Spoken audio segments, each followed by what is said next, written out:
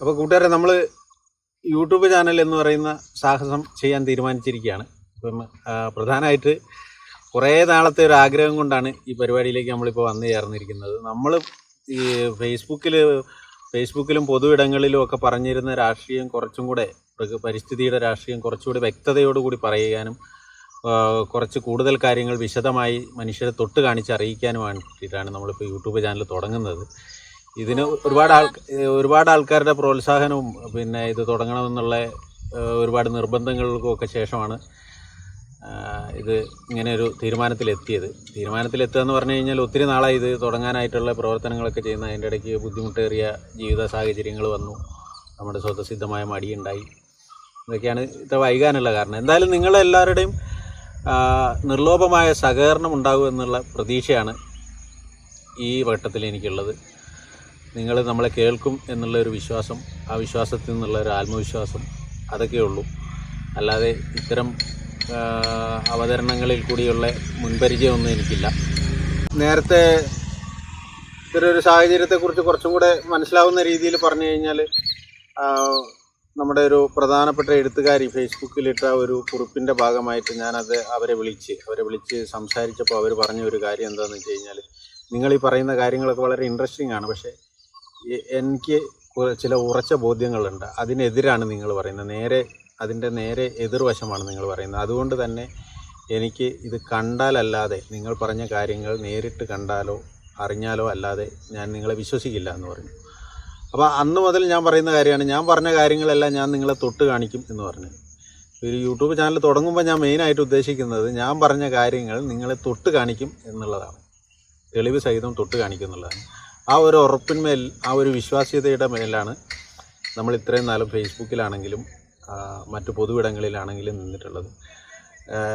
കഴിയുന്നത്ര കാര്യങ്ങളിൽ വ്യാജമായി ഒന്നും പറയാതിരിക്കുക, പറഞ്ഞ കാര്യങ്ങളുടെ തെളിവുകൾ കാണിക്കുക, അതുമായി ബന്ധപ്പെട്ട് സമീപകാല ചരിത്രങ്ങൾ പരിശോധിക്കുക, സാധാരണ മനുഷ്യരുമായി ഇടപെട്ട് കൂടുതൽ വ്യക്തതയോട് കൂടിയിട്ട് കാര്യങ്ങൾ അവതരിപ്പിക്കുക.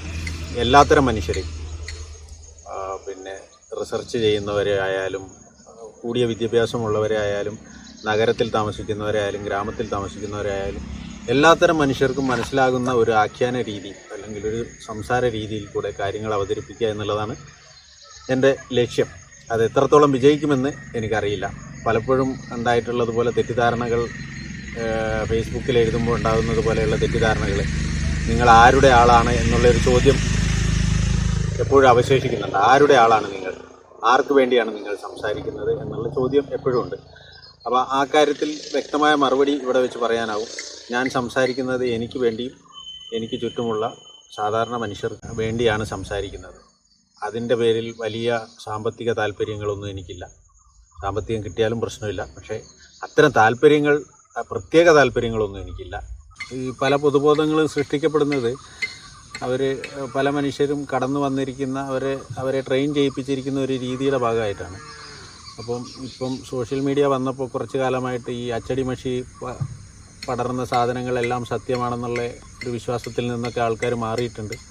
പിന്നെ ആര് പറയുന്നു എന്ന് നോക്കാതെ എന്തു പറഞ്ഞു എന്ന് നോക്കുന്നതും, എന്തു പറഞ്ഞു എന്ന് നോക്കാതെ ആര് പറഞ്ഞു എന്ന് നോക്കുന്നതും ഒക്കെയുള്ള സാഹചര്യങ്ങൾ ഇപ്പോൾ ഉണ്ടായിട്ടുണ്ട്. ഇപ്പം കേരളം ഒരു പാവയ്ക്ക വലുപ്പത്തിൽ നീളത്തിലുള്ള ഒരു സാധനമാണ്. അതിൻ്റെ പ്രകൃതി വിഭവങ്ങളെല്ലാം നമ്മൾ എടുത്ത് ചൂഷണം ചെയ്ത് കഴിഞ്ഞു.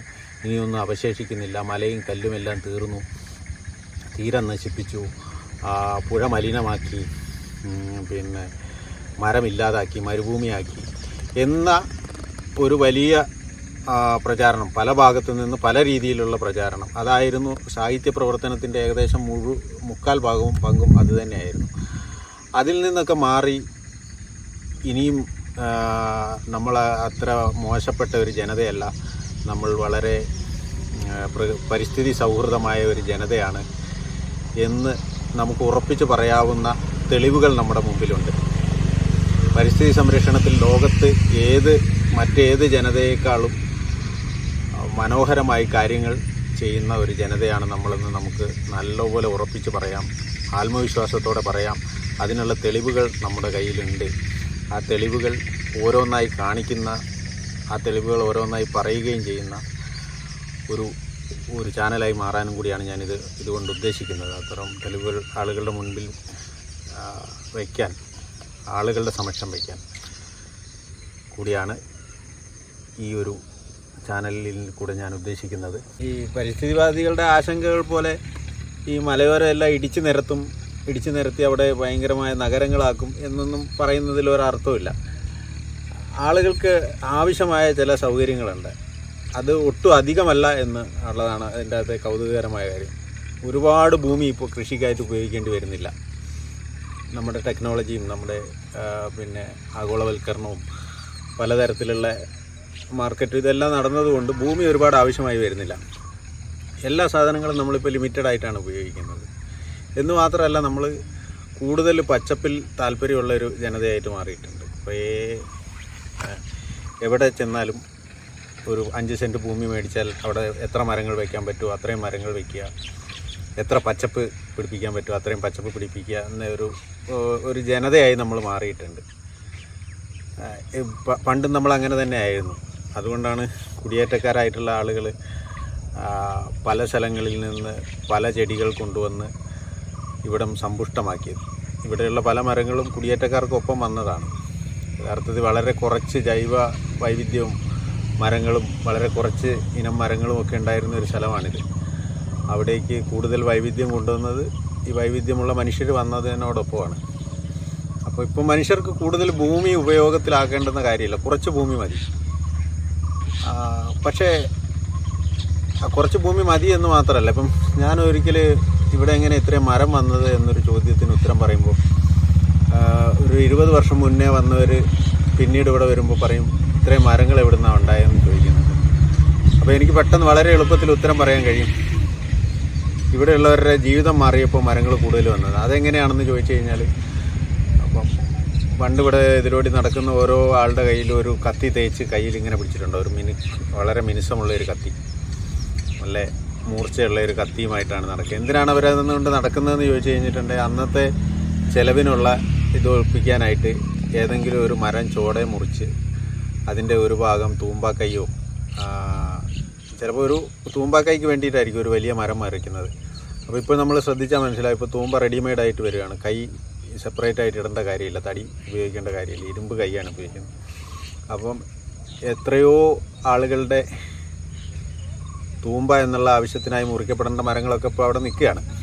അതോടൊപ്പം തന്നെ വിറകിൻ്റെ ആവശ്യം വളരെ കുറഞ്ഞു. ഗ്യാസിൻ്റെ ഉപയോഗം കൂടിയതോട് കൂടിയിട്ട്, എല്ലാ വീടുകളിലും ഗ്യാസ് എത്തിയതോട് കൂടിയിട്ട് വിറകിൻ്റെ ആവശ്യം കുറഞ്ഞപ്പോൾ മരത്തിന് കൂടുതൽ മരം ഉണ്ടാകാൻ തുടങ്ങി. അതുപോലെ കൂടുതൽ കൃഷി രീതികളുടെ ഒരു പ്രത്യേകത എന്തായിരുന്നു എന്ന് വെച്ചാൽ, എല്ലാം വെട്ടിത്തെളിച്ച് നീറ്റാക്കി ചുട്ട് കൃഷി ചെയ്തിരുന്ന രീതിയിൽ നിന്ന് മാറിയിട്ട് നാണ്യവിളകളിലേക്ക് മാറിക്കഴിഞ്ഞ് കഴിഞ്ഞപ്പോഴേക്കും കൂടുതൽ മരങ്ങൾ കൃഷിഭൂമിയിൽ സംരക്ഷിക്കാൻ തുടങ്ങി. കാട്ടുതീ ഇല്ലാതായി. കാട്ടുതീ ഉണ്ടാവാതിരിക്കാനായിട്ട് വളരെയധികം സൂക്ഷ്മതയോട് കൂടിയിട്ട് ആളുകൾ പ്രവർത്തിക്കാൻ തുടങ്ങി. സ്വാഭാവികമായിട്ടുള്ള ഒരു പാരിസ്ഥിതിക അവബോധവും മരവും ഒക്കെ ആയിട്ട് വന്നു. പിന്നെ വീട് നിർമ്മാണത്തിനായിരുന്നു ഏറ്റവും കൂടുതൽ മരം ഉപയോഗിച്ചിരുന്നത്. ഇങ്ങനെ ഷെഡുകൾ ഉണ്ടാക്കുമ്പോൾ മുകളിൽ